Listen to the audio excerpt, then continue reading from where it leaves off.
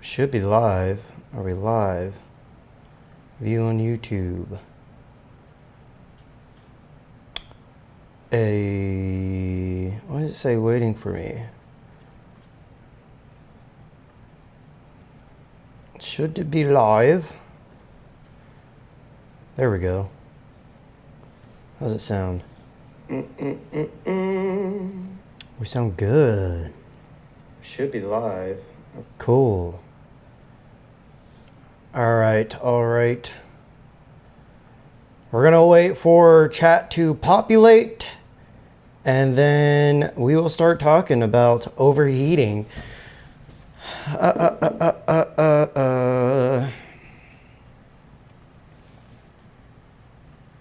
What's going on, Kirk? We got Johnny. Got Ada. Is it Ada? Ada? Yo. All right. Let's just wait for people to fill in, and then we'll start talking about this overheating stuff. Lots to talk about with overheating. Ooh, I just remember I got a bunch of things to handle. Oi. Okay, this might be a little bit of a short live. We'll find out.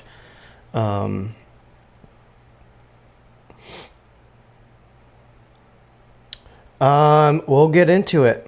We will get into it. I should have made another cup of coffee before I started this. That's what's up. I never plan these lives. They are always just random. For anybody who's interested, we're live from the Blackmagic Pixis and the Blazar Remus 50mm from the B set, and the Module 8 L3 tuner. So this is at minimum focus. That's it at infinity. And then back on me. And I should be able to like come over here and then go a little bit out of focus. And then over here, focus should be a little bit wonky from that Module 8 L3 tuner. I'll do a video on the tuner at some point.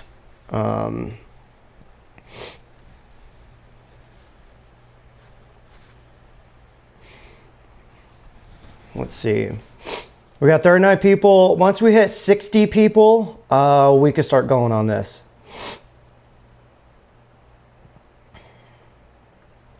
Yep. Again, Blazar Remus 50mm. That's what we're rocking.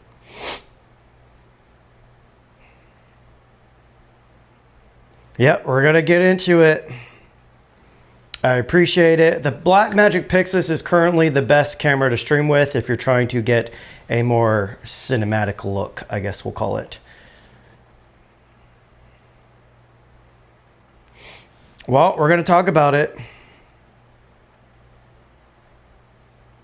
See, I haven't even heard about the non-OEM batteries helping. Shield Team 6 in the house. Yes, this is the Tilta Nano 2 focus motor. Let's see. You guys can see right there. Great focus motor. I should probably put a focus point right there. How do I do that again? Is this just the record button?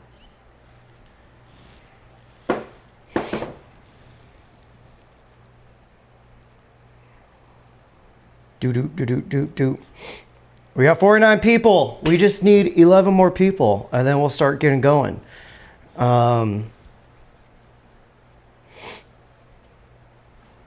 Guess what won't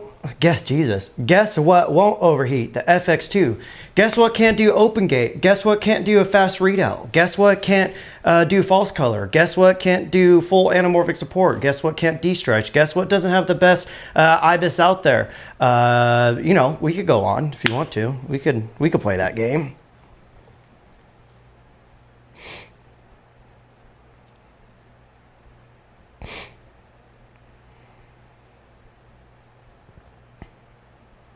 Oh, that's interesting. Interesting. I mean, that could be a number of things. The camera could still be overheating, but the battery could not be communicating with it properly. So it could just, you know, shut off on you. So I'll have to test that out because that's very interesting.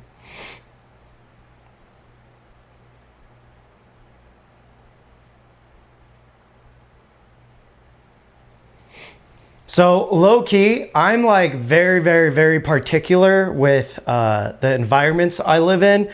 I'm the type of person when I move, within a week, it looks like I'll live there for a year because I can't function unless my place is functioning. It's probably another ADHD thing. But yeah, I do have in mind of, you know, when I am doing any interior stuff, when I move into a place, I imagine different angles and corners that I can film in. Like this is fake. It's literally just held up there by some drywall nails, which probably wasn't the best choice because it's going to rip out the actual drywall. And this house was built in like 1902. So, but yeah, like all this wood paneling, all that's fake. All that's just for on camera. Yes, please like that smash button. Like or smash. Wow. Please smash that like button. See, I need more caffeine. Okay, okay, touche, touche, you got me. Review. Okay, we hit 60 people. Let's fucking talk about this now. All right. At some point, I might put a screen protector on my M11 as well. Also, I got a bunch of fun, kooky lenses. So kooky. Okay, let's talk about the S1R2 and the S1II. When the S1R2 came out, it was immediately my most favorite hybrid camera. It did everything I ever dreamt of, except for the 60 FPS open gate. But it does do full frame 16:9, 60 FPS open gate. And it down samples all that freaking 8K down into like different formats. So incredibly powerful camera. It's the same sensor that's in the DJI Ronin 4D. With that though, it's starting to overheat. Obviously this camera launched in the winter time, and for months, none of us had issues. Half of us, I would say, still don't really have issues with it. Kofi, for instance, I don't know if his stuff has overheated or maybe it just recently did. I don't recall what he said. But obviously I am in Southern California. I shoot a lot in Arizona, Montana, Wyoming, Palm Springs, Joshua Tree, all over the place. The mountains, like, you know, I'm always out in hotter environments. And those hotter environments, when I'm under the sun, the S1R2, I get maybe about 10 to 15 minutes, and then it's just the overheating games. This is the S1R2 specifically. So it's a little bit of a bummer because though, yes, the readout's slower. You know, a slow readout for majority of my work is not a big issue, but for the more action-packed, run and gun, documentary type stuff, that's where the S1II is even more important. We'll get into all this. But yes, the S1R2 has been overheating, and it's beyond annoying to the point where I gave up using the S1R2 for video. So if you're somebody looking at the new Lumix cameras and you're doing 50-50, or if you're heavily doing video, don't even look at the S1R2 right now. All of us, we're all hounding Lumix internally saying, you guys need to fucking fix this ASAP. They're working on it. Trust me, guys, we are being very annoying and pushy with them. And we're letting them know, like, hey, if this doesn't get fixed, like, you know, we're going to come out swinging because people need to know that this is an issue. So Lumix is incredibly respectful. They totally understand. Trust me, no business wants to put out a bad camera, or no business wants to put out a great camera that ends up not working.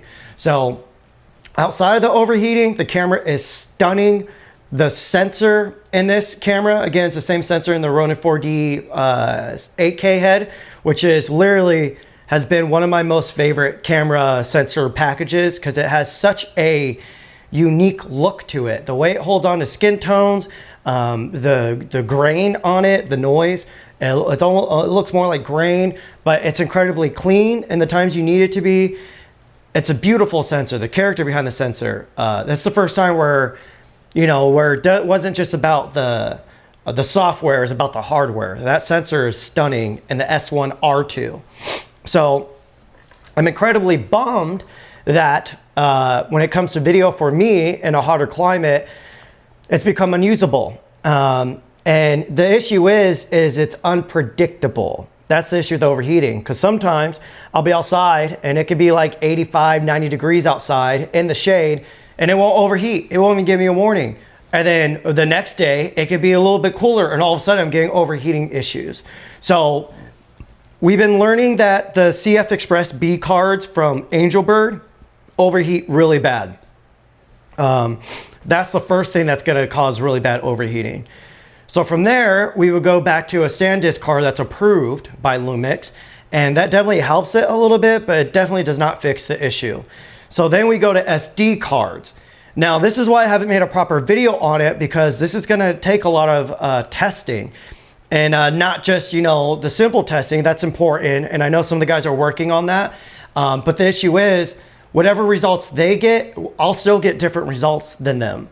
So, you know, it's been very unpredictable, and which also gives me hope, because if they could find the culprit, if they could find the issue causing the overheating, it could be an easy fix, or it could be a big fix.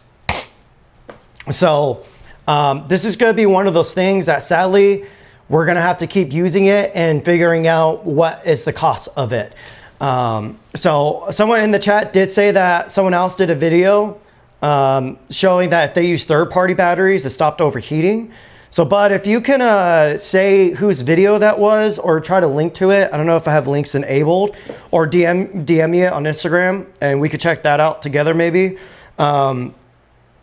Yeah, so I don't know. Again, it's more of the fact that it's unpredictable is why I don't have any, I lost confidence in using the S1R2 as a main video camera. And so now when I use it for video, if I'm at home, it's like 70 degrees inside or 75 degrees, it's just fine. It's not gonna overheat on you. At least it has it on me. But it's more so if I'm trying to use it as an A camera while we're outside, that's where the issues start coming up. So for B-roll stuff and quick spurts and all that, it's been fine, but just more for longer talking head takes. And you guys know, I'm usually filming in the full frame open gate, full quality, and that mode's definitely, that's like one of the modes that overheat the easiest on all these cameras. So let's talk about the S1 II real quick. There was a time Jericho and I were in the desert and it was like 90, 95 degrees, I think. UV index was kind of high as well. We're out there in the middle of the sun. The S1 II started to give us the overheating warnings. And I didn't, did we let it overheat? I don't recall if it overheated or not. But I took the precautions. I checked the card. It was the damn Angelbird card. So I took that card out, put the SanDisk card in, and the overheating warning would come up. But again, I don't recall if it actually overheated on us or not.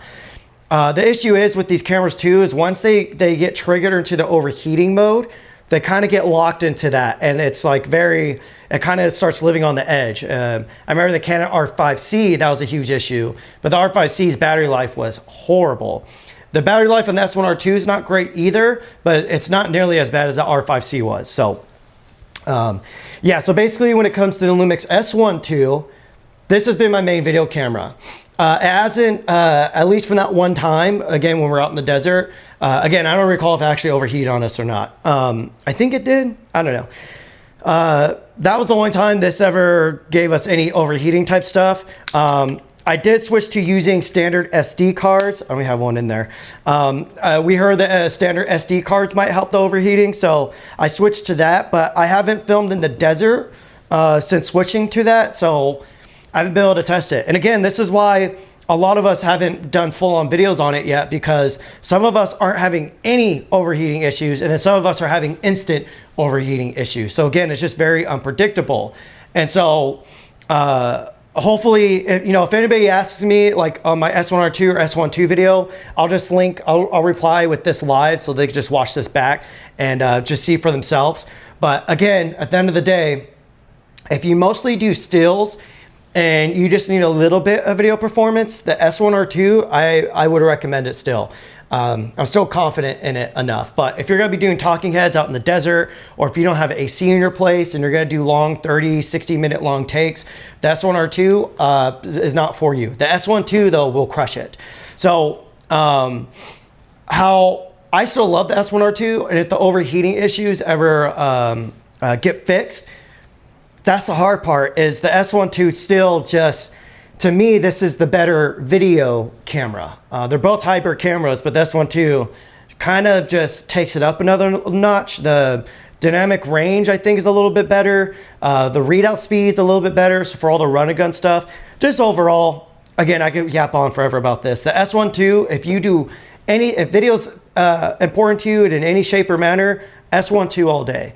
Now, obviously, if you have the money to splurge, and you want to invest into these systems, first, I recommend renting the cameras to see if you even like it, or maybe purchase through Amazon if they are on there, because the return policy is incredibly smooth on Amazon, or B&H also. Usually they have a pretty easy return policy. I don't know if they have a restocking fee though, but something you could possibly do is reach out to B&H, be like, hey, I want to test out this camera, but I don't know if the overheating is going to be an issue. Is there a way I could buy it and maybe lock in not having a restock fee or something? They'll probably say no, but it's worth a shot. I don't know. But yeah, the S1R2, the reason I was like, well, I don't have time to like make a dedicated video to talk about this, because that will require like days and days of testing it. And I've just moved on, and I'm just I'm hoping Lumix just gets the fix and they don't need my help, you know? Not saying I'm important to getting it fixed, but I have a lot of other things. I don't want to dedicate my time to figuring out the overheating on it. I just want to use the S1 II instead. But again, the reason I decided to do this live last minute once again is I'm about to pack up for a trip. I don't want to say when it is, where it is. You know, I could be packing up today, or I could just be getting my wits together because I need to purchase some lenses to prepare for this trip. So the S1R2 is hands down my most favorite stills camera still. Why is that? It reminds me of a mix of the Canon R5, a mix of the Sony A7R5, and the Nikon Z8. What do I mean by that? It has all these combined features in it that just make it the perfect stills camera for me personally, except I do wish I could put E-mount lenses on here, just because, you know, there's still, the E-mount lineup is hands down the best. Like, you know, no one's arguing about that. Let me check chat real quick just to make sure everything's good. Okay, looks like we're good. So yeah, the S1R2, I think the most exciting thing is one, the color fidelity and the color science. You guys have seen my rant videos. If you're shooting a RAW, color science really doesn't matter, because you can make it look however you want. But it does matter when it comes to how much time it takes to getting that image to where you want. So for some people, Sony RAW images, they just work for the type of editing style they like. For me, I like doing more of the filmic look. So anytime I had to edit Sony files, there was always like 1 to 3 extra added steps I would have to do to make sure the skin tones were looking how I want them to look. Wasn't that big deal, but you know, when you're editing at the end of the year, you've edited thousands of pictures, that adds up over time. So the S1R2 low-key reminds me of Canon colors. The way it separates skin tones from the rest of the ambient like tones in the image. The way the greens go a hint bit more minty rather than yellow like they do on Sony. I would say that Sony's biggest issue is the skin tones, the yellow and red channels in the skin tones blend too closely to the yellow and greens and reds in the environment colors. And so when you go and try to edit it, you know, your skin tones start, you know, they're not being sectioned off properly. And for the workflow I like to do personally. For the Lumix, again, it reminds me of Canon, to where I could just put a simple grade on it and I don't have to do anything crazy, and it just looks fantastic. For, again, repeating over and over and over, for my style and the look that I go for. The Lumix it takes less steps to get it there. Again, similar to how Canon was. But again, if you're using Capture One, I did a video where I showed on the Sony cameras, you can just change the color profile to Canon. And then you have Canon colors. So again, that's what I mean by raw files. If you're blaming color science for your lack of ability to get the image you want, it's not the camera, it's you. You just got to do more homework, and you got to figure out what exactly you're trying to get out of the camera. Because I think a lot of people go into editing not having a vision or a final idea or where they want to take it. So if you don't have that, you kind of just are going to be spinning in circles. So anyways, the S1R2 is my favorite stills camera right now when it comes to more pro work. So for the trip we're going on at some point, the S1R2, there's kind of a client involved in with this.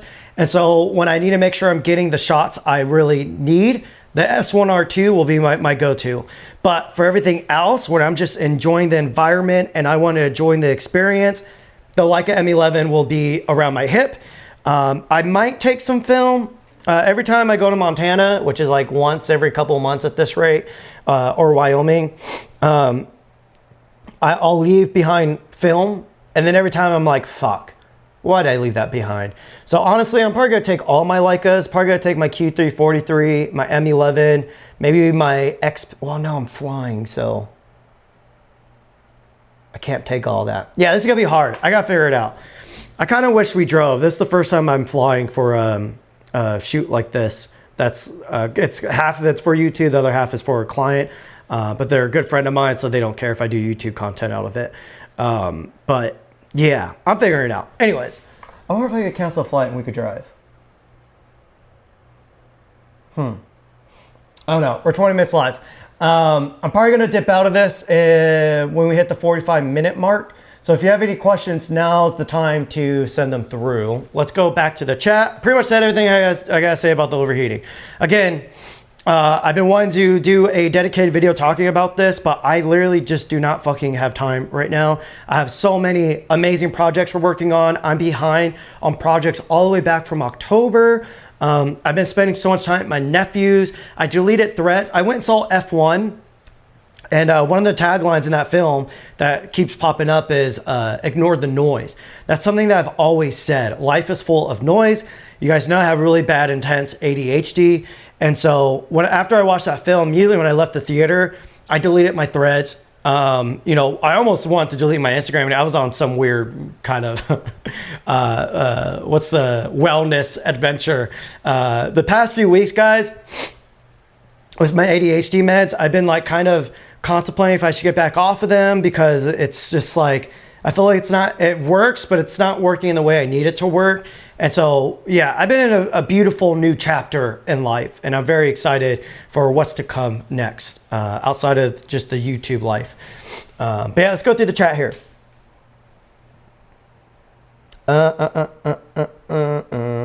Ooh, I missed out on a bunch. Sorry, y'all. Let's see.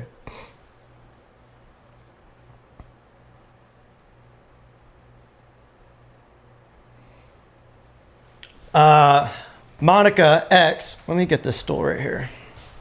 You guys see this? I'm in shorts. I got my legs out. Okay. This framing's interesting. Should we lower it? Let's lower it.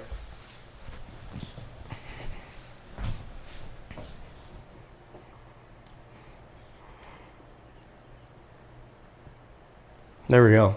Now you guys can see the mess. Oh, also, before we go over the chat, Siri sent me out their 20mm anamorphic. Honestly, I don't know. Tell me what you guys want me to do. I'm not loving this lens at all. So I think I might reach out to them and say, hey, I don't think I could do the review on the lens because I'm just not really caring about it. So I think this is where a lot of people get confused about some YouTubers is, you know, you have your traditional review channels, but then you have a channel like this where I'm simply just sharing what the fuck I like. I'm just talking about shit I want to use. A lot of the times I will try out gear. If I don't like it, I just send it back and I never talk about it because, again, there's limited time in a day. I'm not about to spend 3 days of my life reviewing something that I don't care about or showcasing or doing an overview if I don't like it. So just know when you come to my channel, my name's on it for a reason, because I'm talking about shit I care about. So anyways, the lens is great. It looks great, but it's not really moving the needle for me. Like, I don't know if you guys can see it behind me. Sony A7C II has the Blazar Apex 35 millimeter. That's that combo. I'll leave it over there. That combo I absolutely fucking love. The Apex Blazar anamorphics are still the best looking anamorphics Blazar has done, in my opinion. I love the Mantis. I think this is okay. I'll put them in order. And first is the Blazar Apex. I fucking wish they were full frame, and I fucking wish they were there in L mount, because oh my god, my life would be done. From there, I think I still like the Remus B set more than the Mantis, because the Mantis look incredible, but the Bokeh's too smooth for my liking. I think people, again, I get there's a lot of yappers out there, like multiple of them, not just one. There's multiple out there of people saying I'm a sellout and I shill for Blazar. These dipshits don't realize, like I just said, this is my channel, my name's on it. I only talk about shit I like. And low key, I like the Blazar Remus B set the most. So speaking of too, GX Ace, we got to hang out a lot in LA around Cinegear. That dude's fucking cool. He's incredibly humble, incredibly normal and chill, but an insanely creative dude. He just put out his video. I need to text him back, actually. I don't know where my phone's at. My butt? It's in my butt. He just put out his Remus A set video. And, ooh, I'm in your chat. Just watch if you need anything. Okay, guys, Sean's in the chat. Sean, if you want, you can jump in on this if you want to talk about the overheating stuff. If you heard that, text me. So anyways, GX Ace's Remus A set video is out. He's, I don't know what I'm allowed to say, but he's been using them a lot. That's all I'll say. Anyways, let's go into the chat. So yeah, Kobe said his S1R2 overheated on him once in Maui. But he was shooting 8K. It was 110 degrees out after 30 minutes. So I think most cameras would probably overheat. No, Doug, I moved back to, geez, dude, I went from I'm not gonna say what town I'm in, because I got like some stalker type behavior obsessing over me, but I moved from my hometown to Pasadena, to West Hollywood, to Austin, back to Echo Park, then back to West Hollywood, and now back near my hometown again. And so, yeah, I'm all over the place, broski. Yes, but I got AK Open Gate over 2 hours recording by adding a fan to the back of the screen. Really? Alex, can you DM me on Instagram and send me what fan you used? The reason I like, so the differences between the S1R2 and the S1 II when it comes to video, the S1 II, again, the newer one with the lower megapixels and faster readout, the S1 II, I think from the tests I've done that I've never publicly put out the video, because I hate doing these like type of videos when I like the camera like this, because I just want to start using the camera. And the last thing I want to do is talk more about it, because it just works. And I've been using it and I love it so much. But these things don't inspire me. They're just solid tools that just work and they stay out of my way. So, but anyways, I feel like I could push the exposure by another stop. So when you do that, without blowing out the highlights, you're able to get more dynamic range in the shadows. Compared to the S1R2, you gotta put it into the dynamic range boost mode. And when you do that, or the dynamic range expansion mode, when you do that, it increases the readout speed even more. So if you're doing any handheld stuff, you know, you're gonna get pretty intense rolling shutter. But if it's just on a tripod, it doesn't really matter. It looks great. So I do miss being able to use S1R2 for recording talking heads, because being able to crop in and out is just so freaking crispy. But yeah, if I ever use it as a B cam for like interviews, a fan. If a fan is a simple thing that'll help it, then that might work. S1R, like the S1R2, is a photo camera first. The AK stuff is just nice to add. In my honest opinion, I saw already some use. Yeah, so the S1R2, again, it's my favorite stills camera out right now when it comes to needing a more professional workflow. But what's crazy, I think this is where people get confused, is Lumix still put all the insane video features into it. they're basically putting cinema camera features in these little mirrorless bodies with like proper sensors that are in bigger cinema cameras. Like again, the Ronin 4D 8K. So, you know, it's amazing. I'd rather them stuff all of it with all those amazing features, even if the camera can't handle it, because then we get to choose if we want to push the limits on it or reel it back so we don't have any overheating issues. Giovanni, what's going on, brother? Yeah, how is everyone doing?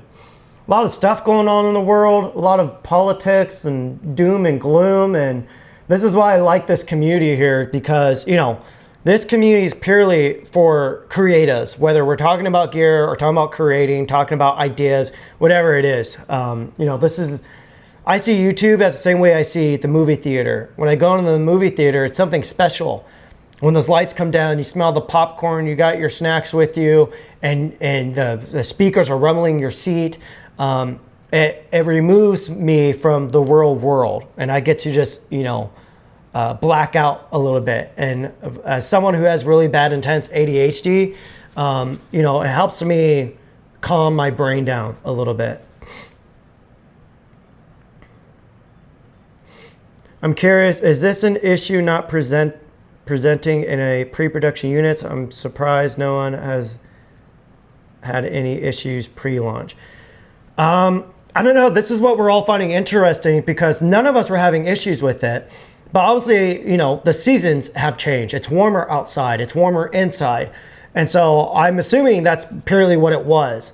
But in the manual, Lumix already listed like what the overheating times are on it. But again, I feel like on my unit, at least, I'm not getting nearly as good as overheating times as I should be. So, but again, we're all using different CF Express B cards, SD cards, batteries. We're raking it out differently, using different type of lenses. It could be any of that. All that could be, you know, it could be one little thing within that threshold that's causing the overheating.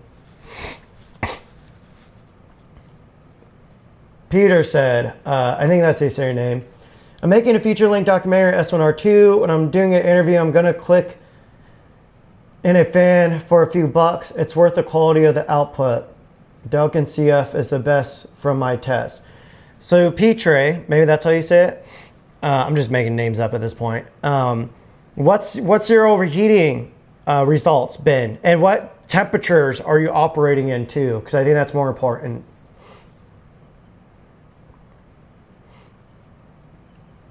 Yeah, I don't know if you guys remember, but the S9 used to overheat like crazy. I still use my S9 a lot, actually, especially with the smaller autofocus anamorphic, the S1RII lenses. They come in clutch for.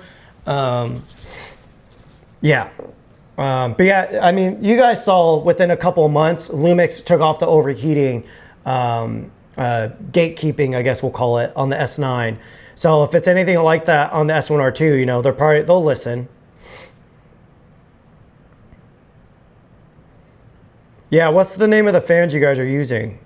I'm assuming it's like the Ulanzi one.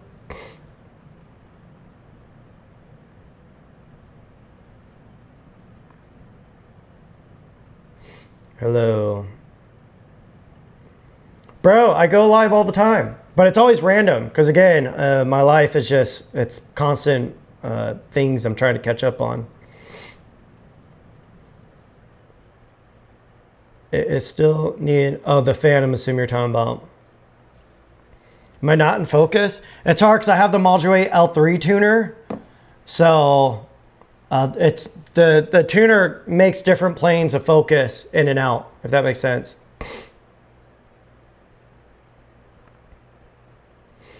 Alex, I think if you DM it to me, I'll be able to show it live. Let's see. And then he sent it.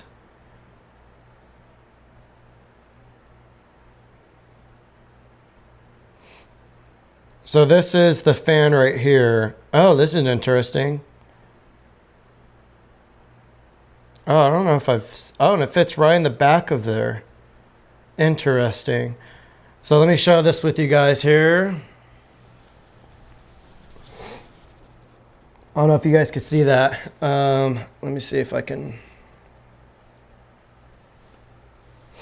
I should just screenshot it, but I'm too lazy. This is easier.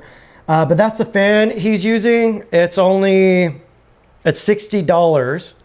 So it looks really similar to Ulanzi's fan. Oops. So if you guys just get the Ulanzi fan, it would be the same thing. Sorry guys, trying to figure out my battery died on my other light. It was at like 1/4, so. Yeah, interesting. I'll have to try to get one of those fans and see. Thank you, brother. I love that thumbnail. The good, the bad, the ugly, all day. All day.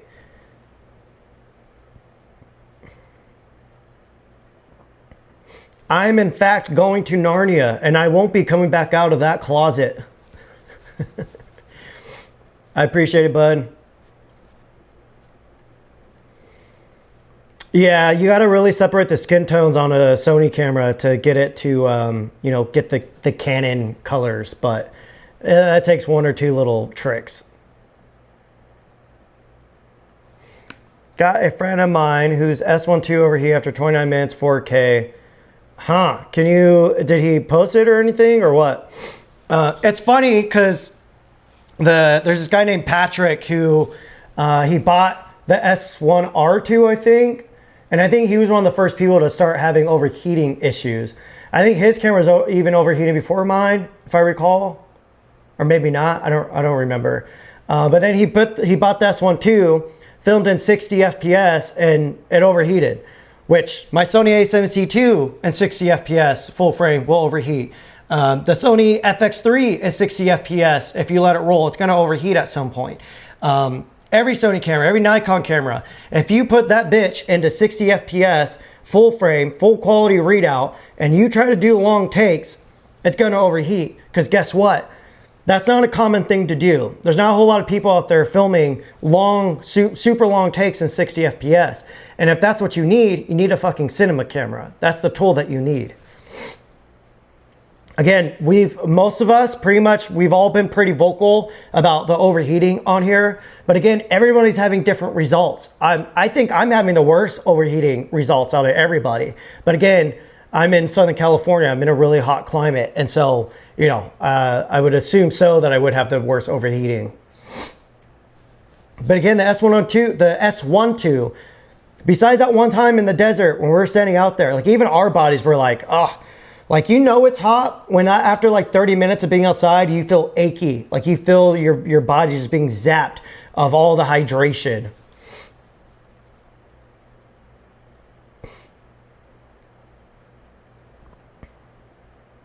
Yeah, Alex, type it in the chat for them.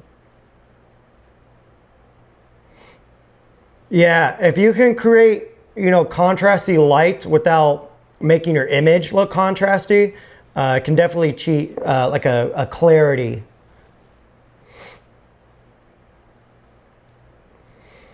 Not that I recall. And I think that's kind of what's the most annoying thing with the newer cameras is the S5 IIX, I don't ever recall that thing overheating on me. And so, you know, we've been so spoiled by that camera that now we have these newer ones. I think we kind of we all go into it assuming it's not going to overheat because Lumix has been so good with its overheating. And now that we're getting it, you know, it's kind of a new experience for anybody who's only shot Lumix. Pretty for filmmaking and shooting raw internally, I can edit on both.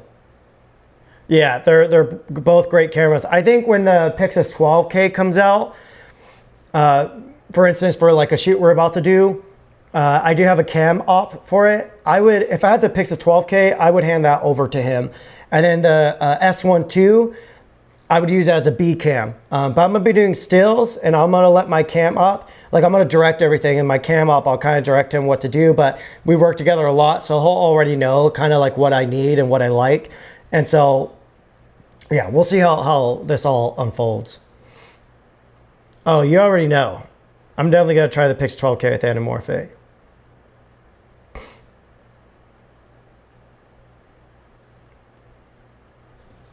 First waiting on S1 Mark II. At the weekend, no overheating. I'm in the UK. S1R2 was my B cam. It got the heat warning, but went away when I put the little fan on the back. S1 Mark II. S1 Mark II is stunning to work with. See, so it really depends on your environment. If you're in a hot climate, I don't recommend the S1R2 if you need good, like long video takes.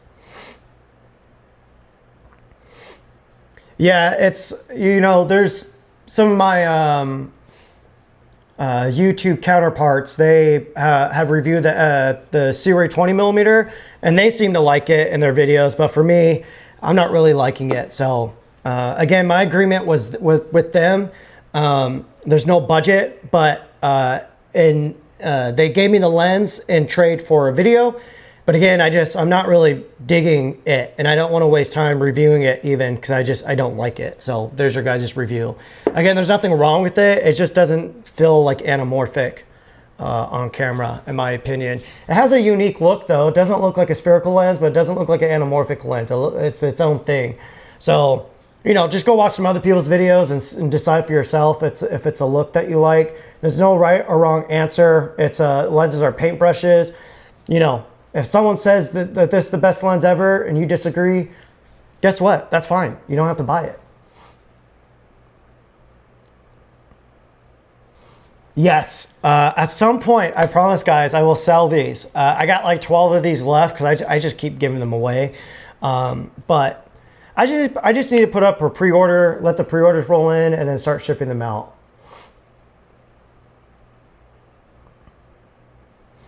Isn't a review about something you wouldn't use just as valuable? I mean, valuable from our audience, maybe for people that are interested. But personally, I just don't care. Like, you know, if someone comes and comments and says, hey, what do you think about the 20mm? Well, I got to try it now, and I can reply straight, like, you know, straight to them. Be like, great lens, it looks great. It doesn't look like anamorphic, doesn't look like spherical. Wasn't for me, so I sent it back. If they were paying, you know, that's the hard part. If they were paying for it, that's where it's like, is it a review or not? I don't know. If I had nothing else on my plate, sure, I would review it. But guess what? I have a lot of shit on my plate. I don't have time to review it. But you guys are hearing it right here. You guys are hearing it. This is my review. If you don't like that, that's my review. That's all I got. I'm human. I'm not a robot. I would love to get one of the new Lumix cameras, but I'm happy with my Blackmagic Super 16 beginner.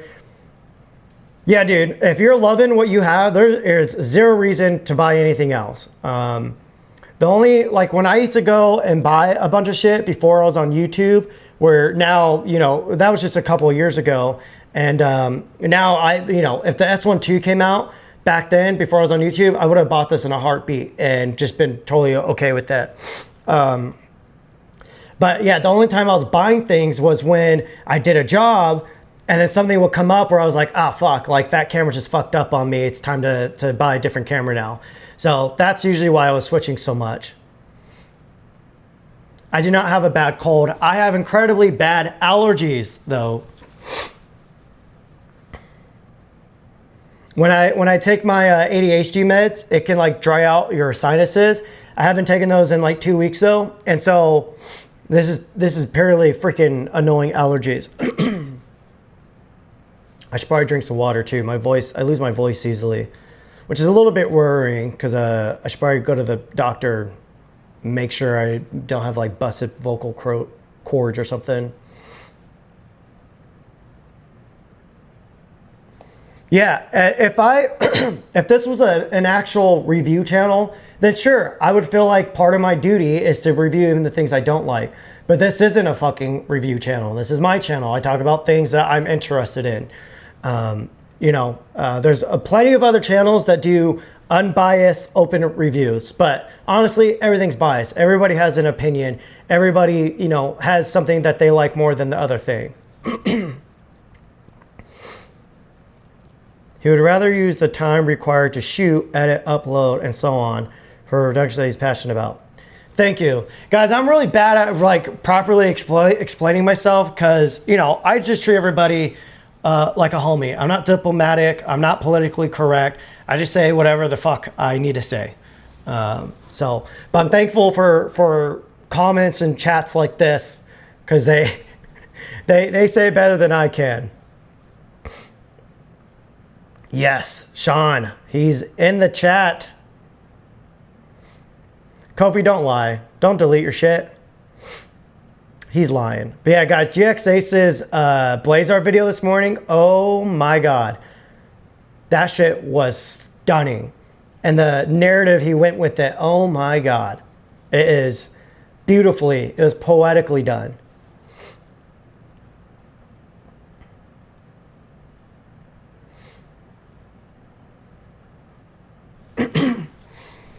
Yeah, it's crazy. When I was at Cinegear, I had multiple big DPs and people who are actually in Hollywood, and they would like kind of come up to me and be like kind of whisper to me like, hey, love your videos. We use the Blazars on this and use the Blazars on that. We can't really talk about certain things, but I'm working on this project and blah, blah, blah. And they would tell me like upcoming future films and TV series on Netflix and HBO Max and Amazon Prime. And their Blazar lenses are getting a lot of motion right now. But again, I don't know what I'm allowed to discuss or not.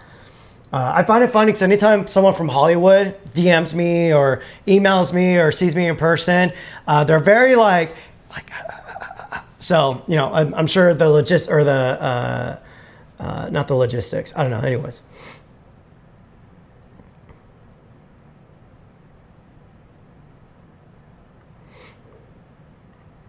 Yeah, the Blazar Mentis are great. I do wish the bokeh had a little bit more texture, but that's pretty much what the Remus set is for. What's amazing about the Mantis is you can literally use them on any camera and you'll be able to get a usable format out of them. And they're gonna be decently sharp around, you know, edge to edge for what they are. What's good, Larry? Rodrigo Beato said, I'm gonna get tacos today. ADHD brain. Bought the S1RII and put it into a test against R3. Magenta cast is Lumix is weird. No way for me. Easy to color grade, but Canon color wins. S1RII has better color science. Oh, Rodrigo, I think we're chatting in the comment section on a previous live or something. I know people go crazy about color cast and color tint and yada, yada, yada.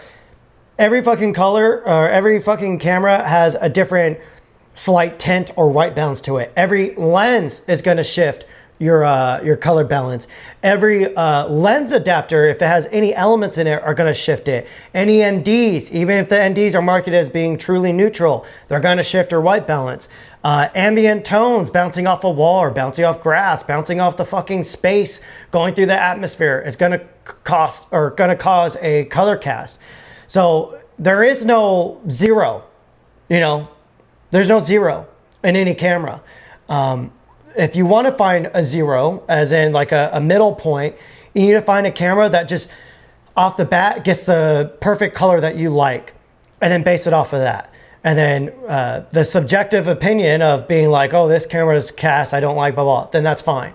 But there is no true gray in life. Everything has color being casted off of it. Unless you're like in a lab and you're like rating it with a freaking, with a color meter and everything, then sure, you get true grays, whites, and blacks. Maybe YouTubers should do talking head overheating tests with camera and oven point of view. Yeah. I appreciate it, bud. My S1RII overheats after about 25 minutes and 5.1K 50p with CF Express card. Removing it using my SD card and third-party batteries, nearly double the record time. Oh shit, maybe I need to try. So if it's a battery issue, I feel like Lumix could possibly fix that via firmware. But if it's a hardware issue, they'll have to come out with an update, like a physical update. And I feel like Lumix would be cool enough to where if that was an issue, they would either swap out batteries. Like you can send your old batteries in, replace them with the new ones, or they'll do like a discount for people that have bought the camera maybe. But shit, maybe I'll order some third-party batteries then.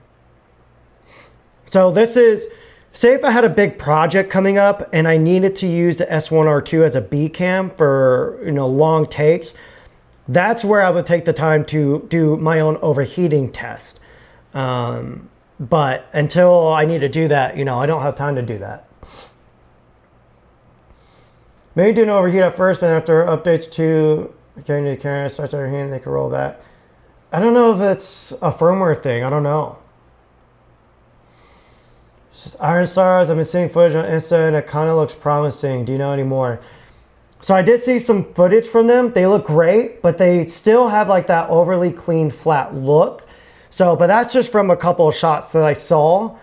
They did offer to send it to me, but they would need the review done by the end of August. And I don't know if I can get that done in time. I'm like already in over my head with videos I need to get done. And so I haven't really confirmed with them if I could do it or not.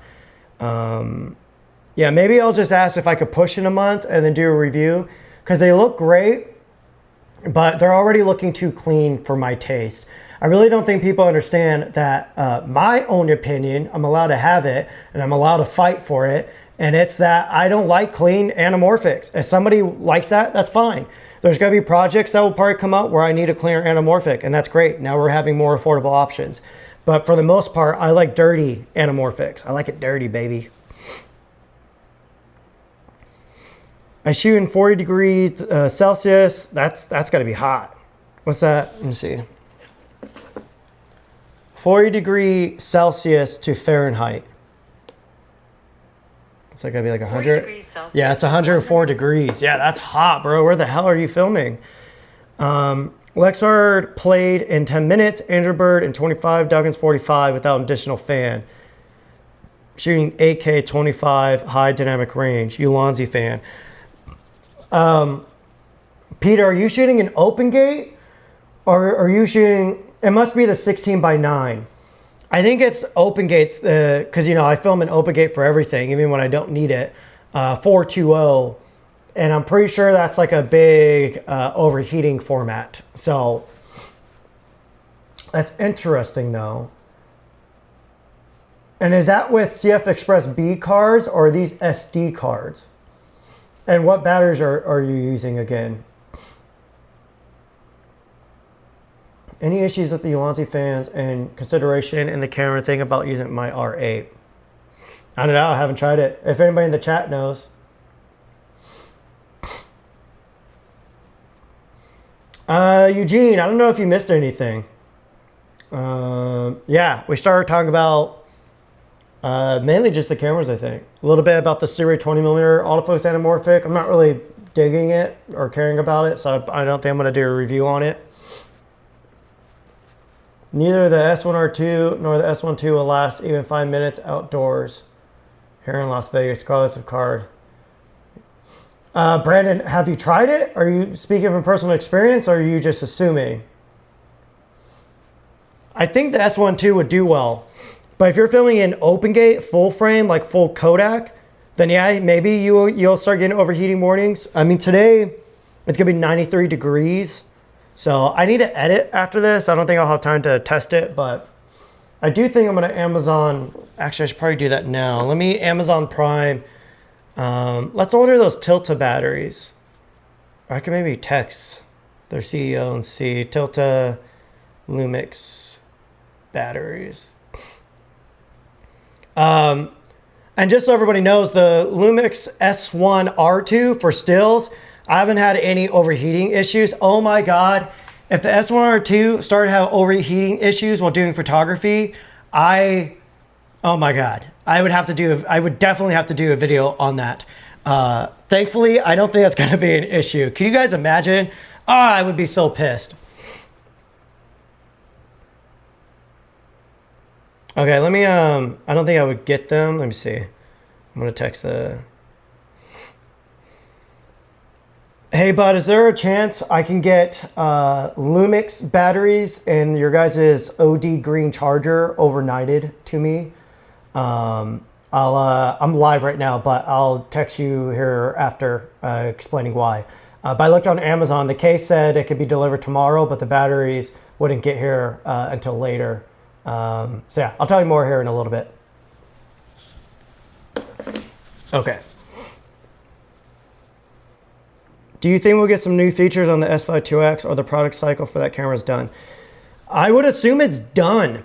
I'm sure Lumix will still keep doing firmware updates just for, you know, keeping it running properly. Yeah, I don't imagine what else they could do to it. I mean, that camera's pretty tapped out. Like that camera, they pushed that vintage sensor so hard already. I can't imagine what else they would do to like increase what it can do already. So, okay, so Sean, I'm going to disclose this. I'm sure it'll be fine. Sean said the Tilta and small rig batteries apparently have a solid battery management chip in them, so they seem to perform the exact same as the Lumix batteries from his test. So, again, this is the hard part, the overheating on here is like, all of us are trying different things to try to help Lumix figure out what is causing it. And, you know, we're all getting different kind of results. And so it's got to be one issue. There's got to be one thing causing it. So I don't know. Yeah, maybe I will have to spend a day. Just don't know when the hell I'm going to have that time. But to sit down and really push the limits on it and see. Yeah, we'll see. All right, guys, this is the fan. He said copy and paste that. So camera cooling fan for A7 Mark III, A7. So copy and paste that. What makes you choose the S1RII over the Z8 for photos? That is an amazing fucking question. Thank you for asking that. I love both of those cameras, and it's actually extremely hard. Jeez, dog hair as usual. The last time I was in Montana a few months ago, I tried both cameras, and honestly, it was so hard for me to choose between both of them because they both got the job done. I like the Nikon Z8 more for its object tracking. So say if you're like trying to track jewelry or random objects like a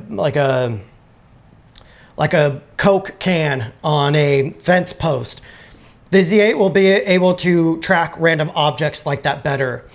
But when it comes to subject tracking, like face detection, birds, cars, all that, they're all the same now. They're all fucking amazing. So I like the Z8 more for that. The Z8 in hand, it's a little bit of a larger camera, so it feels great. It fits my hand like a glove. And then being able to adapt E-mount lenses was amazing for the Z8 as well. Now, what I like about the Lumix S1RII more, being able to use my own internal LUTs, so I can get my own look in camera, even though I'm not going to use those JPEGs. If I need to send quick proofs out to a client, that is such an amazing fucking future. If I was still doing a lot of commercial work, what I would do is I would go. This is what I would do. So I would go and figure out the brand's colors and make my own LUT to match their colors, put it into the camera. And so as I'm taking photos, and whether we are tethering, or a lot of times for the Western work, you can't tether because we're moving and we're out in the middle of nowhere. So being able to bake their cameras being able to bake their colors in camera, showing them the back of the screen, being able to send it to my phone, send it directly to the creative director and the producers and stuff. You guys don't realize impressing a client on site like that can get you rebooked easily. So the S1RII having that feature is stunning. Outside of that, when it comes to editing the files, the Nikon files have more of an earthy look. The S1RII files have more of a Canon look. I like both for different reasons. They're both extremely easy to edit. The S1RII's files are going to be a lot cleaner though. And I think you'll probably have more dynamic range than the Z8 as well. People don't realize this, but stacked sensors, you're gonna get a noisier image out of it. And the dynamic range, I think, isn't as robust as traditional like rolling shutter type sensors. I think that's accurate. Correct me if I'm wrong. So yeah, first the S9 had the annoying record limits, which it still does. But before, they prioritized the overheating limits before the recording time limits. So they basically got rid of those overheating record time limits. But I actually haven't had too much overheating issues with it either though. But anytime I do use it, I always forget that it has that damn freaking record limit. So I'll ramble on for 30 minutes and then only get 10 minutes of it.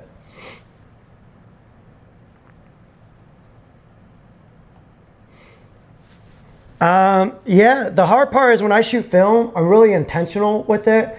It's hard for me to go out and just shoot around town or in my environments and stuff to shoot film because I've seen it all. I grew up in all of this. And so I'm not really inspired to shoot film in those scenarios. And so I got to be really intentional with it. So yeah, I might take film to this trip. I don't know, we'll see.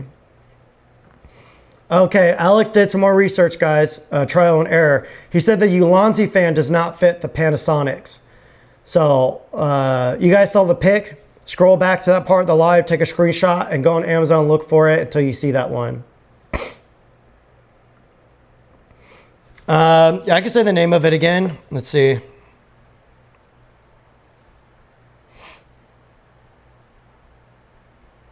Wait, where'd it go?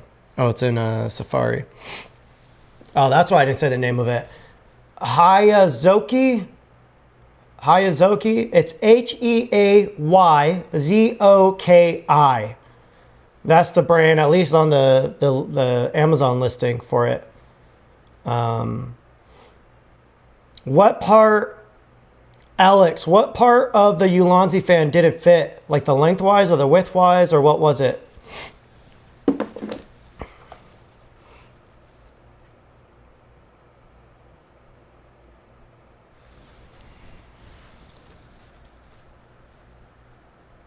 A part of the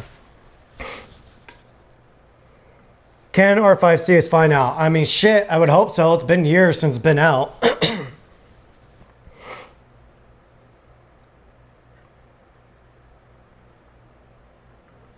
Alex posted it again, guys. Just copy and paste that. And again, I showed you the pic.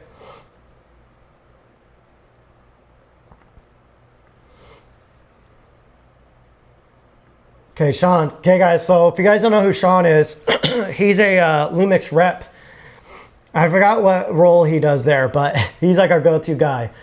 The main thing with thermal is that there is a lot of this anecdotal. I'm not saying that right. Anecdotal. Am I saying it right? Jeez, my brain. Information, guys. So when I was in middle school, this girl I had a crush on signed my yearbook. The guy who used the big words but doesn't know what they mean. Nothing has changed. Information stated online that people are jumping behind and echoing something without data behind it, so we can't narrow it. This is the issue. People hear about one little issue online in this space full of nerds, and they just go and take off with it without actually trying it themselves. And you guys are only fucking making it more difficult to get it fixed. So stop. It's okay to ask questions. It's not okay to start spreading misinformation, okay?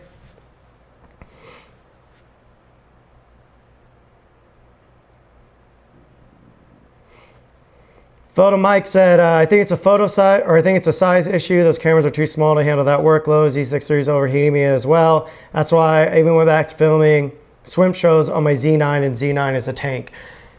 Yeah, people don't realize. So where like Sony goes for efficiency, so you know they're trying to extend their battery life, they're trying to extend record times. Lumix is going more for horsepower now. So they're giving us crazy image quality that's surpassing other cameras in their size. But with that, you know, you're gonna push the physical limits as well.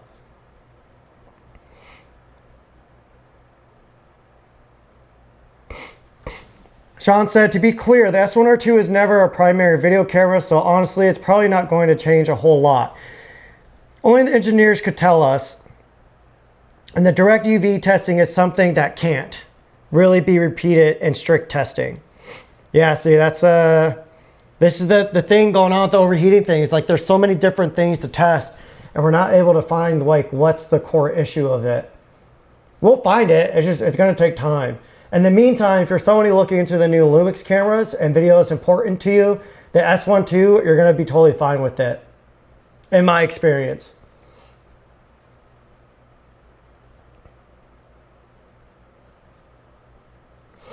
Yeah, that's all I've been using is the Log C.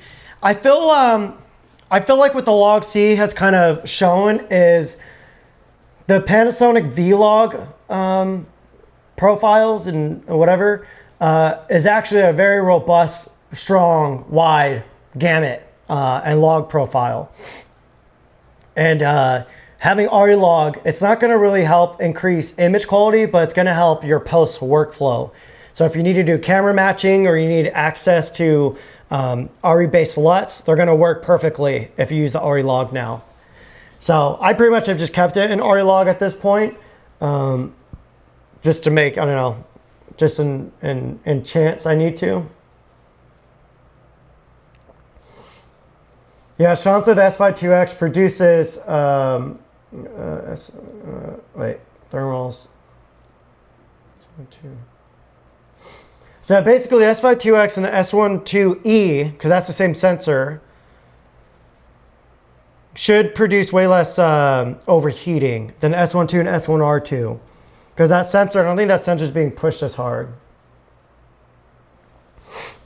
Yeah, see, Brandon said, in quotes, you need a cinema camera. Is absolutely correct. Definitely not mad at Lumix. Must use the right tool for the job. Still drooling over the S1 II. Must stick to the FX6 in the desert. Yeah, that's what I find funny is you get people being incredibly parasocial and kind of fanboying when they get replies, when they try to shit on YouTubers over gear. But the reality is, us YouTubers, we don't give a flying fuck if you buy the camera or not. We're just sharing our experience. Yeah, you guys heard it. We don't give a fuck if you buy anything we're talking about. I'm sure the brands that we're working with give a fuck, but we don't give a fuck. All we can do is do our best to showcase it and share our opinions on it. That's all we have control over.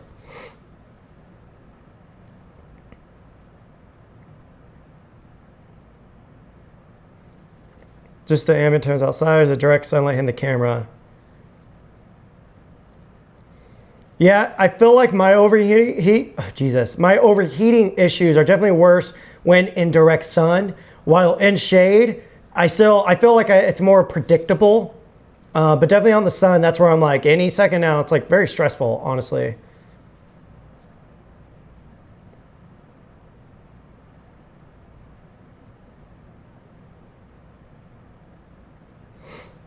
Yeah, guys, so even Sean says he understands that people would love to see a stream on like testing overheating, but he's basically saying like he doesn't want to discuss it until there's more factual information to share. And that's the reason like a lot of us haven't done big videos about this yet, because we're figuring it out. Because imagine if we spend a whole day or two making a video testing this out, and then Lumix is like, holy shit, we found the issue, it'll be fixed. We just wasted a couple days of our life. And so, you know, this is why I'm doing this live though, because I do feel like I have a duty, because, you know, I've talked about the cameras on my channel and I've praised them heavily because I truly do love these cameras.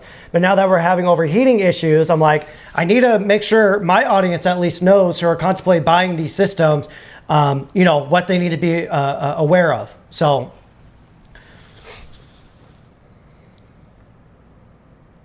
I'm going to be honest, I don't know if a lot of y'all are capping, but I live in Fresno, California, where it's hot as shit, and S1R2 overheated on me several times and froze on me 3 times. Yeah, I mean, same thing. I don't think I've had any freezing issues though. No pun intended. But yeah, overheating issues, it's again, it's very unpredictable. There's been times where it's been 90 degrees, but I'm in the mountains, 0 overheating. There's one time, I was recording myself it was a talking head, but then I was playing the guitar and I got distracted. But the cameras were rolling and the front LED on the S1R2 started to blink. And I was like, oh God, here we go. It's about to overheat again. But no, the battery was dying. So yeah, I don't know. Again, this is why it's like we're all trying to figure it out. We're all having different situations here. Oh, and that's you shooting 4K. Yeah, I don't know, dude. Are you using the stock batteries? And then what cards are you using?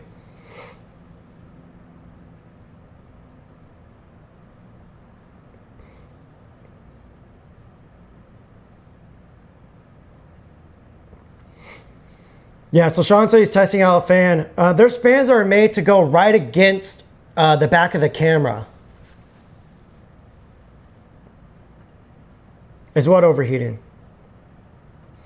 Can we ask Lumix for an APS-C camera? I mean, sure, go ahead and ask. Personally, I don't really care about it. I don't really care about Micro Four Thirds either, sadly.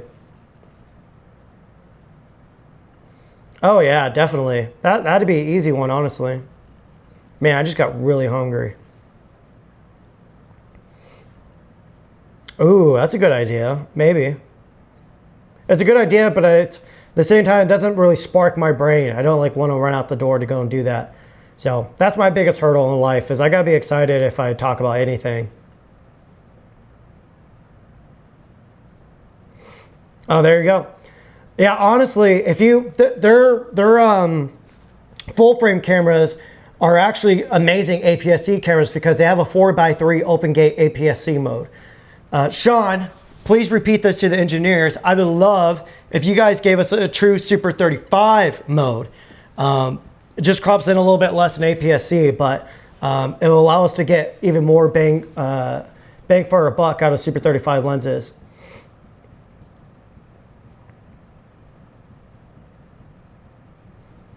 Note to self-promote here, but we can run a custom, if you're interested in full creative control over your merch, saving money. Glory Visuals, can you DM me? I have my buddy in my hometown, he makes all my stuff, but I might, instead of selling this version, I might do a different version that has a patch with my Roadrunner logo on it. I don't know. I haven't heard from my contact, actually.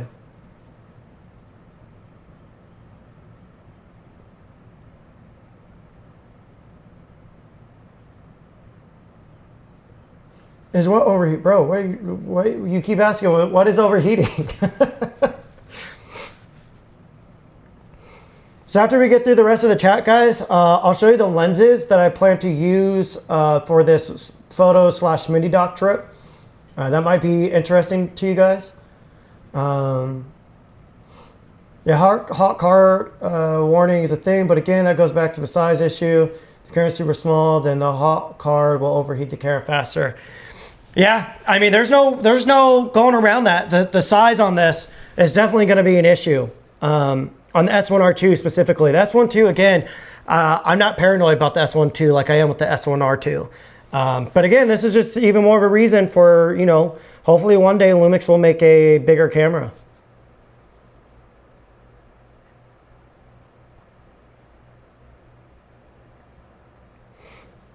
Here's a question I like. Are you using the VisiFlex frequently on your M11? I bought one. I kind of regret getting it. I don't use it as much as possible.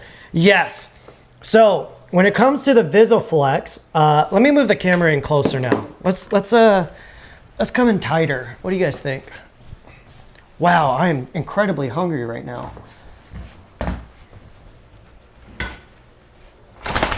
Sorry, y'all. Okay. Is that a good frame there? That should be a good frame there. Ooh. Am I framed up well? Yeah, we could probably go down a little bit, but that's fine. Let's pull focus. So again, I have the Module 8 L3 tuner and it's turned all the way up. So it might be a little bit hard to grab focus, but look at that 3D pop. Again, we're on the Blackmagic Pixis with the Blazar Remus 50mm with the L3 Module 8 tuner. That's how we're getting the look that we're getting right now. There we go. I think that created a hard stop. Yeah, it did. So, oh, I went too far in focus. So yeah, I've been using the VisiFlex. For all the non-Leica people out there, you guys are probably confused, like, what the hell is a VisiFlex? This is a VisiFlex. It's basically a viewfinder that Leica made that you could put on their rangefinders, and it just works through the hot shoe. And they do have data ports on there, similar to like what Sony has. So you just put it on, you don't have to set anything up, it just works. So the reason I use this, obviously you guys know I wear a lot of prescriptions. I wear a lot of prescription tinted glasses, and I hate wearing contacts. And so rangefinders aren't great if you're a prescription glasses wearer. Specifically when you're using like a 28 millimeter, because then you can't see the full frame lines, and then it's even more difficult to focus. And so when I'm using a 35 millimeter lens, like I'm testing out this Leica Summilux 35 f1.4 version 2 pre-spherical, you know, I can use the frame guides in here just fine. I don't really need the VisiFlex. But when it comes to fashion stuff or more important shoots, I still like the, you know, the system of a rangefinder in hand. It's very motivating. So the VisiFlex kind of can make this a more professional camera when it comes to those times where I need to make sure I'm getting shit in focus. So yeah, I have been using it a lot.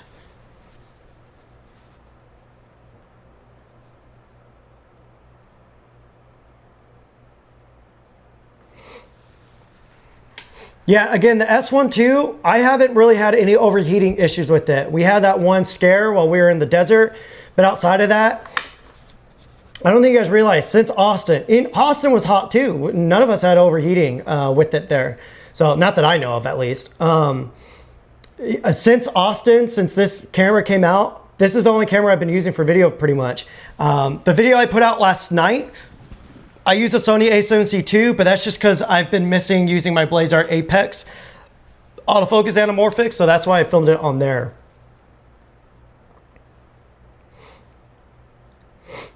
Cards can 100% be, this is Sean again, guys. This is again a Lumix rep.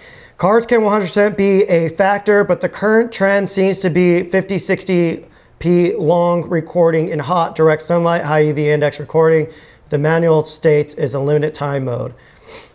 Yeah, this is what's so annoying about this community is you have people out there purposely trying to make cameras look bad by putting them into their most intense modes and be like, oh, it overheated. It's like, yeah, you fucking dipshits. Of course it's gonna fucking overheat. Every mirrorless camera, full frame, full quality, 60 FPS, out in the middle of the fucking, you know, hot sun, they're gonna overheat. Like, duh. Do we really need a full-on test showing that? And really, I don't know who's recording like hour-long freaking 60 FPS takes. That is bizarre to me. I'm sure there's use cases for that. To me, I don't get it.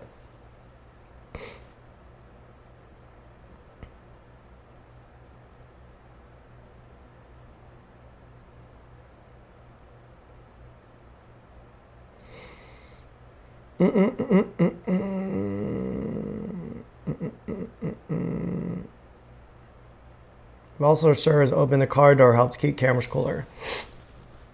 I think I heard that one too, but again, it's like, who knows?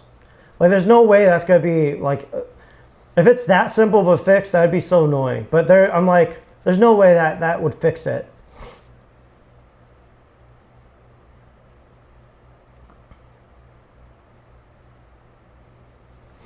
I just dropped over 20K to jump into the Lumix full frame system on both S1RII and S1RII and lenses. I really want them to solve the overheating issue. Yeah, again, your S1RII, you're gonna be just fine. You're not gonna have any overheating. At least I don't think you will. If you do, please DM me on Instagram and let me know what your parameters were. But yeah, the S1R2, you know, I would use it as a B cam for B-roll stuff, but outside of that, I don't trust it right now for like to be A cam on long takes. I have not tried it. I personally despise using SSDs through a cable like that. Batteries are a risky thing. If the third-party batteries have zero thermal protection built in, they can expand the camera and potentially leak internally. Oof, okay, so that's good to know. Lumix has always been very conservative, borderline on being annoying when it comes to overheating record estimates. I think that's why S1 II hits so much harder. Yeah, I agree. The S9, the fact that they were so conservative about it, and you know, they just want their camera to look as good as possible. But at the same time, it's like, let us decide if we want it to push the limits or not, if it can do it. It's not that bad, okay? The Canon R5 was freaking god awful at the overheating. This is close to it, but I don't feel it's as dramatic as that. Yeah, guys, also go watch Gerald's Lumix videos. He did the overheating test. Granted, it's in control scenarios.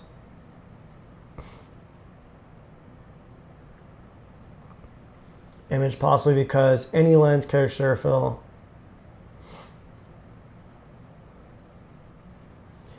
That's not true. Like, that's like saying jacking off is as good as sex. We all know that's not true.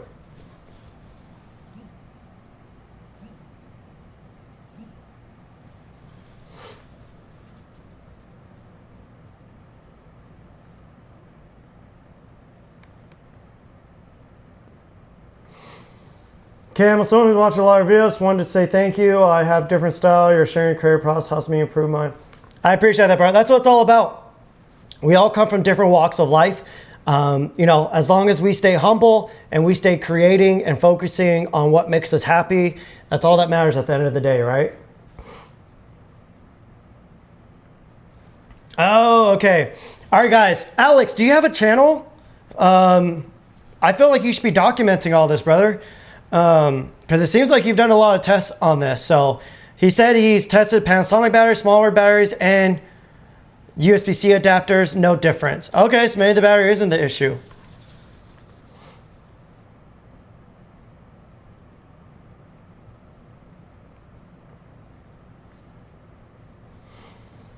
Yeah. If you're one of the oddballs that needs 60 FPS for long takes, if that is you, what are you? I'm like really curious of like what you guys are filming that needs that. I can imagine there's certain things that need to be filmed like that, but I really don't know what. Heat from the batteries also contribute to heating issues. I would imagine that a dummy battery would give you longer record times. I got 1 day overheating in photo mode at 90 degree. Were you going back between stills and video though? Don't realize they can pull off the screen monitor and block the airflow. Also, extra fan apathy screen. Yeah, I don't know.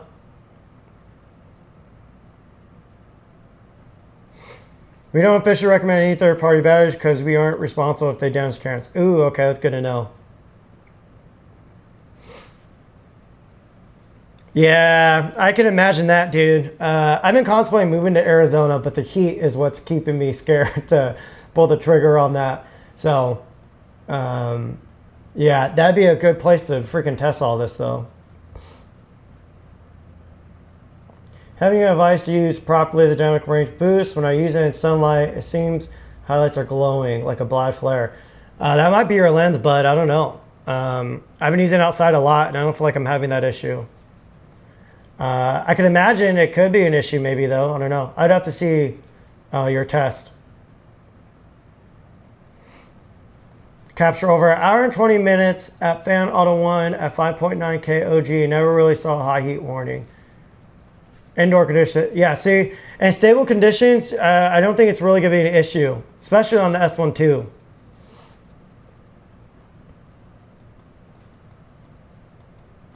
Oh yeah, and there's no freaking Opica in the Z8 II if you need it for video.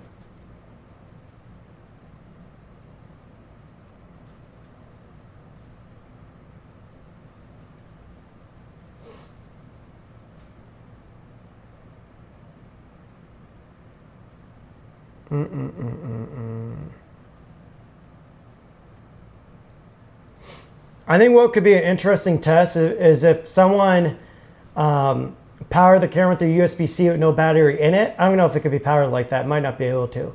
But that could be an interesting test. Impressing the client is always the goal. When I shoot shows or events, I make sure to get the clients at least a couple of touched up shots before they get off stage. Yep, that's what it's all about. People look at brands and clients as brands and corporations. But the reality is there's people behind the scenes who are booking you and making the decisions. And, you know, you got to show them that you're a team player and that you're likable and you're fun to work with.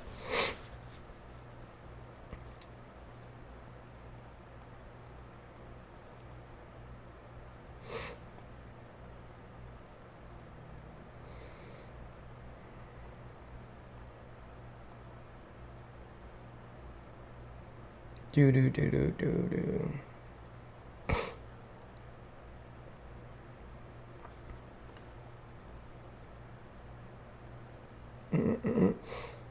All right, guys, I think our time is coming here. Collaboration products, I don't know. There's a lot of stuff going on with them over there, so I don't know. I am working on another video around my light though, but I'm showing a $30 Home Depot light alongside it. The clips I recorded don't look that great, but hopefully, you know, the information's still there. So guys, Sean said, I will say that we're collecting as much concrete information as we can and work with engineers to see what, if anything, can be done to improve the situation for these extreme uses.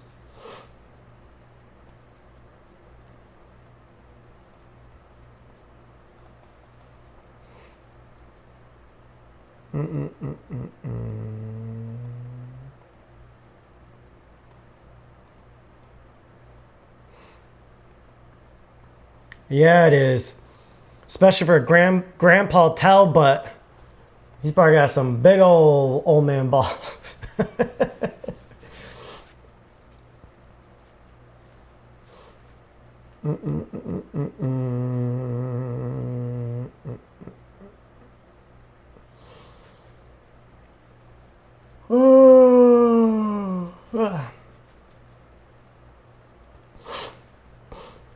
Forget overheating. I want to talk about the important temperature-related topics like how good Celsius is a drink.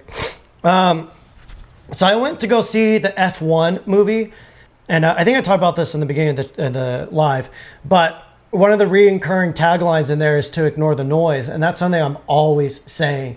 But the film was just so amazing, and I was so fucking inspired to where it reminded me once again. I have every few weeks I have these moments of being reminded of like, oh yeah, this is why I'm on YouTube. Oh yeah, this is why I exist. Oh yeah, this is what I want to do. And that was just another one of those moments. And so literally like 30 minutes after I left the theater, I was like, I need to get back on the ball. I need to get back to hustling. And so I deleted threads. I even hid a bunch of like older Instagram, like, and it wasn't even like crazy posts. It was just random photos I wasn't proud of on Instagram and stuff, or like reels and stuff. Just went and took them off my main feed and all that. Nothing crazy, but I actually just recently got a dumb phone. So the past couple of weeks, I've been on like this really beautiful new chapter of trying to, you know, once again, control my ADHD. And so getting the dumb phone has been helping, leaving my phone behind at home sometimes, you know, deleting threads, deleting other apps that I don't need to be distracted by, all those little things. It has nothing to do with whatever you think it might have to do. Those people, I really, you know, any of that negative space really isn't important to life. They are worthless in my mind, to the point where I don't even think about it until someone asks about it. But in the meantime, you know, there's a million other things that my brain is fixated on. Got thermal warning after like an hour of short clips, but switched to 4K, never got the warning again. So guys, Talbot has the S1RII right now. So he's getting to experience overheating workflows.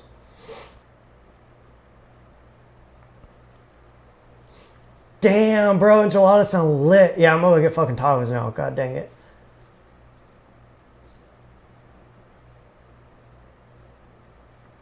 For real. We got Big Cook in the chat. Are better for recording high quality videos. H5s run the camera hotter than RAW, but RAW runs the card hotter than H5. At least that's how. Oh, interesting. Yo, Big Cook, you gonna get one of these new Lumixes? Let us know.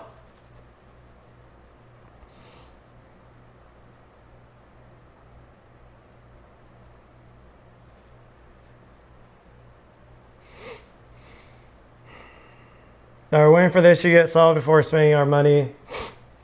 Yeah, I mean, that's the thing too. That's why I've been wanting to talk about this so bad is anybody who's been contemplating in the S1R2 as like a main hybrid 50-50 camera, I would recommend that you guys wait to see if the overheating is going to be solved. And if not, get the S1 II. But if you want that 8K and high Kodak or the high resolution, not even the Sony cameras can handle a lot of overheating, especially at fucking 60 FPS. So, and again, most of the other mirrorless cameras that can do that, they're pixel bending or line skipping. So you're not getting the full image quality like you would with the S1R2. So the Z8's my #1 recommended camera if you need that for like a main video camera. But I heard even that has overheating issues.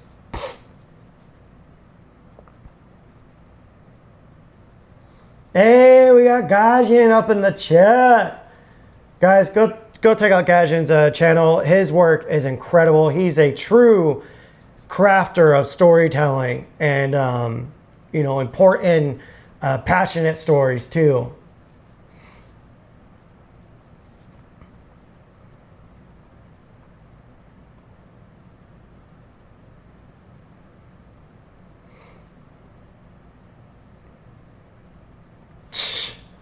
I'm laying on the chat. You guys talking about Leica stuff.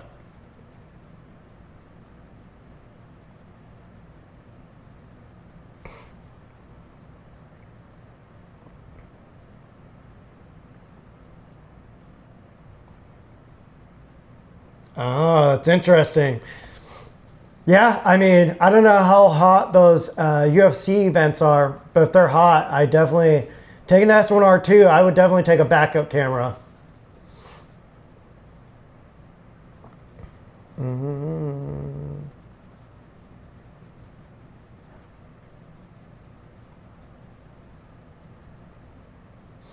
So okay guys, I'm on the Blackmagic Pixis 6K with the Module 8 L3 PL tuner with the Blazar Remus 50mm.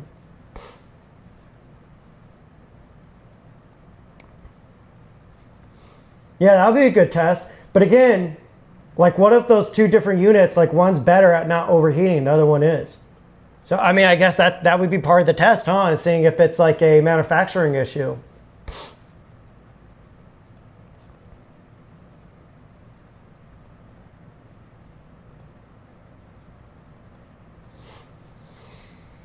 CRST, that's not fair, bro. You don't realize like a company doesn't have hundreds of people to test their products. So YouTubers, this is nothing new. Every brand does this. We are part of the guinea pig process when we get early releases of gear. We get sample units, and part of our job, this isn't really discussed internally, but part should be discussed more. But they will say, oh, this is like beta firmware, just FYI. And so when we start finding, this has happened on Sony trips, on Lumix trips, Nikon, like whatever company it is, part of our job is to find the hiccups. But then obviously when hundreds of people start getting the camera, that's where the real issues start coming up because there's, you know, people are putting it in different environments. So that's dumb. You don't need to think, oh, Lumix or engineers, blah, blah, blah. That's dumb. Don't do that.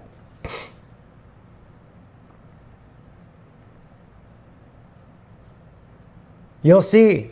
You shall see. I'll have to do it after the 4th of July, though.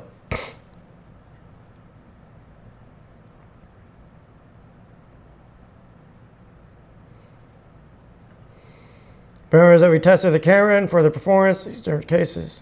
Yep. I could personally say I don't fucking read manuals, but if you go look at that manual will say the overheating times on it. So that's not Lumix's fault. That's my fault because my dumbass should read the manual. And then if I'm like, oh my God, it's overheating, and it's in the manual, you know, whose fault is that? That's mine.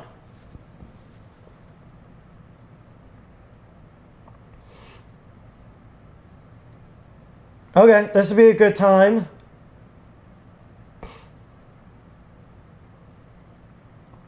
to talk about lenses. Also, Big Cook. Sean, can we get Big Cook at least like a short-term loaner or something of the S1R2, S1 II? Can we get our boy hooked up here? He left at the wrong time. That's what sucked. Big Cook. I want to DM you so bad and be like, bro, don't leave yet, just wait. But I couldn't. I'm under NDAs.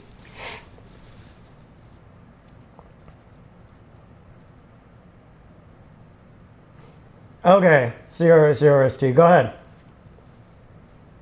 Because, yeah, all YouTubers are just sitting in their office talking about gear, all of us. Oh, yeah, we're all the same. We're all Gerald Undone. That's all we are. And that's no hate against Gerald. Gerald knows I love him. We have our disagreements, and, you know, but I still think his work is very valuable. I think he's a valuable human being, and, yeah, but we're not all the same. Calm the fuck down. Get out of here with that.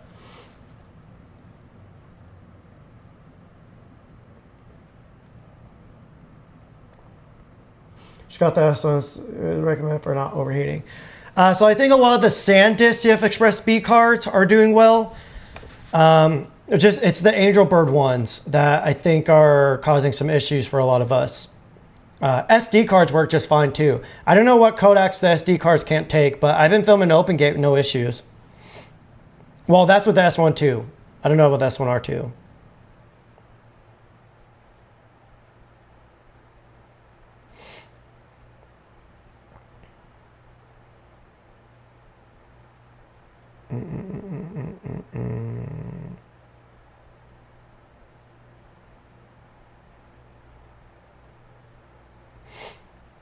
Okay, so I'll answer this question. Thank you. You saw my ADHD take off. Let's talk about lenses. So if you're doing filmmaking stuff, personally, so this isn't a recommendation to you because I don't know what you're shooting. So this is just my personal take. What lenses would I buy? It's hard. Obviously, it's going to be anamorphics. If you want a cleaner anamorphic that you will be able to use across any camera, go with the Mantis. The Mantis are the general purpose, do it all, look extremely clean, minimum issues. It's going to be amazing. But if you want more character, I would go with the Remus line. And with the Remus line, I would do the B set. I would do the 33, the 50 millimeter, and the 85 millimeter. I think those three lenses, if those are the only anamorphics I own, I'd be just fine with that. For spherical, you know, if you can afford it, I would do obviously either the Typoc Samara C's. I haven't tried them myself, but everything I've seen of them, I absolutely love the look of them. Or the Auro Lusters. I fucking love the fuck out of those lenses. Holy fuck. Those were the first, I'm sorry, I'm cursing a lot. Those are the first spherical lenses that I was like, holy shit, these are right up my alley. Even this is like a $3,000 Leica lens. This has a similar look to those Auro Lusters. And for that same price or a little bit below, you can get those freaking Auro Lusters, a proper cinema lens. So yeah, those are lenses I would get. For stills photography, I've been rocking Rokinon's 35 to 150 f2 to 2.8. This is all you really need, really. But Sean is sending me a 50 millimeter f1.4. I tried that when I was in Austin, and holy fuck, that lens is stunning. That lens has that type of micro contrast where when there's like highlights on a skin texture, you can see it popping. And it does kind of get like that nasty sandpaper type look. It like edges that. But then it kind of rounds it off a little bit. So absolutely fucking love that lens. Outside of that, I've been adapting a lot of lenses. You can see this is a MS Optics 28 millimeter f2 little pancake lens. I may have been shooting this on my M11 of recent, but you can see how tiny that thing is. That thing has a buttload of character. This is the similar version. This is what the hell's their name? Bright and Star. This is a limited edition pine green version. I'm pretty sure the lens design is very similar, except the MS Optics, this is a guy in Japan who hand makes all of these lenses. And then this is like a Chinese manufacturer, basically, who's mass producing. But this one's only f2.8. I've been going and using the Typoc Eureka This is the aluminum version. They're supposed to send me the brass version, but I actually really fucking love this lens as well. This is I don't think a lot of people outside of the Leica world know what this is, but basically you could take this lens. Look at that. So when it's on here, I'll put on my M11 for you guys so you guys can see. Ooh, that thing's heavy. Freaking dog hair on everything. Come on. Get on. Get on. So you guys can see, this is what it looks like on my M11. Looks pretty rad, right? Wrong way. There we go. So it's cool. If you need to keep it compact, that's how compact it is. But then I could pull this motherfucker out, lock it in that way, and there you go. Now the 50mm f2. This lens is truly, truly, truly, truly stunning. But I really want the brass version that they agreed to give me that they never gave me. But I'll probably do another video on this because I've been using it a lot more of recent. But nothing beats Leica glass. Just extra special. And my phone's blowing up here.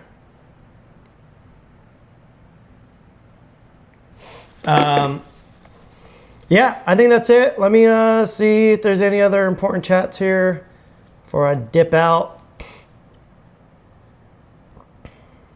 Where do we leave off of? Man, y'all going ham right now up in the chat.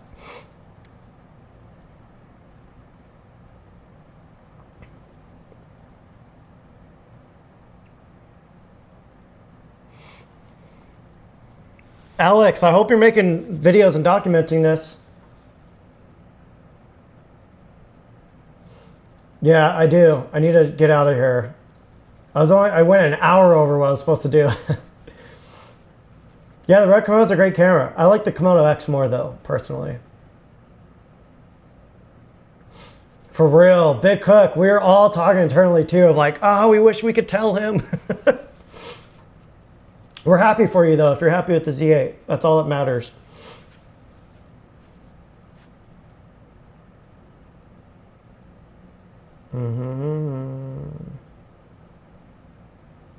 Yeah, you got me. You get it. Hasselblad.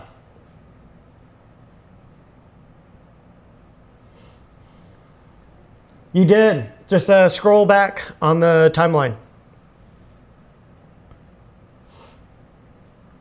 Oh, that's interesting.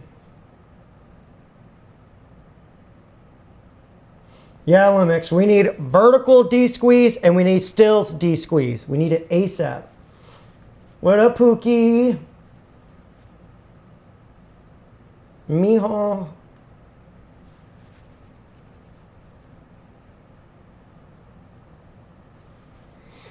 Yeah, I know that Z8 sensor is capable of doing open gate on paper.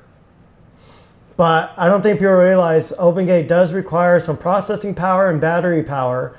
But it's possible.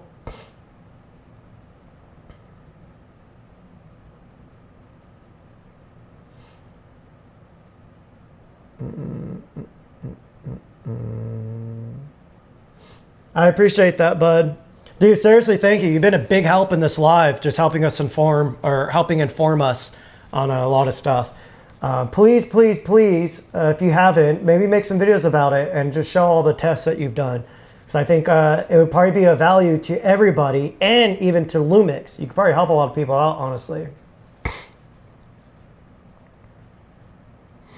All right, guys, Kofi's going live right after this about the Nissi Auroras, I don't know how to say those.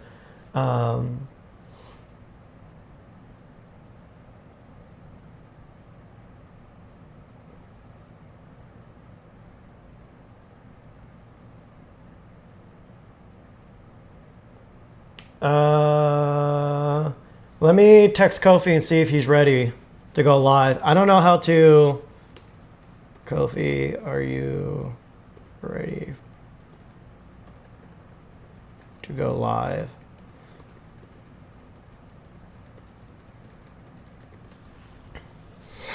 All right, guys, once Kofi goes live, we'll dip out of this one if you guys want to jump over to his channel. Oh, he said in like 10 minutes. Broski, I ain't got 10 minutes, so I'm going to dip off now. Hang on.